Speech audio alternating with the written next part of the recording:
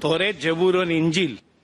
توریت موسیٰ علیہ السلام پہ نازل ہوا، داؤد علیہ السلام پر یہ کون سا تو زبور، اور انجیل عیسیٰ علیہ السلام پہ نازل ہوا. تو ابھی یہ تینوں کیوں فارم میں نہیں ہے؟ مطلب ہے کیوں نہیں؟ قرآن ہے تو اس کو مکس اپ کر دیا لوگوں نے، اور اس کا فارم کیوں نہیں ہے ابھی؟ کیوں نہیں ہے وہ کتاب؟ بھائی صاحب نے اچھا سوال پوچھا کہ اللہ نے نازل کیا تورا، پھر زبور، پھر انجیل، اب یہ سب کیوں نہیں؟ صرف قرآن کیوں؟ بھائی صاحب جب بک کا ایڈیشن نکلتا ہے نا، first edition, second edition, third edition, تو صرف لیٹسٹ ایڈیشن لگتے، پرانے ایڈیشن چھوڑ دیتے.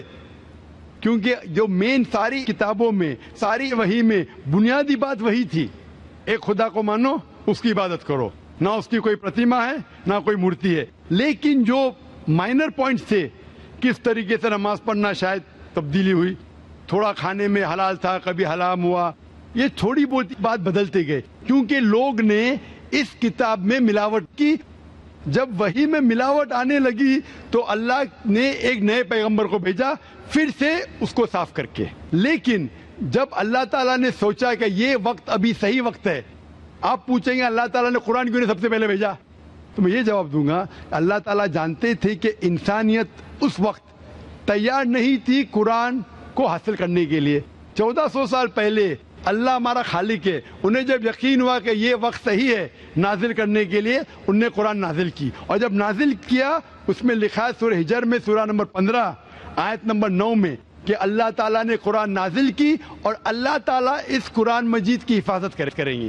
اس کے بعد کوئی بھی اس قرآن مجید میں ملاوٹ لا ہی نہیں سکتا ہے، آپ کتنی بھی کوشش کرو، کیونکہ آج کی تاریخ میں لاکھوں لوگ قرآن کو اپنے میموری میں اتار چکے ہیں.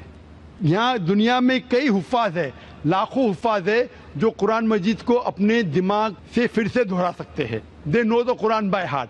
کتنی بھی کوشش کرو، آج کی تاریخ میں اگر آپ سارے قرآن مجید کو جلا بھی دیں گے نعوذ باللہ، پھر بھی ممکن نہیں کہ قرآن کو آپ ختم کر سکیں گے، کیونکہ اللہ تعالیٰ کا وعدہ ہے کہ قرآن کو میں نے نازل کیا ہوں اور میں اس کی حفاظت کروں گا. اسی لیے اس کے بعد کوئی بھی قرآن نہیں آنے والا، کوئی بھی نئی وحی نہیں آنے والی.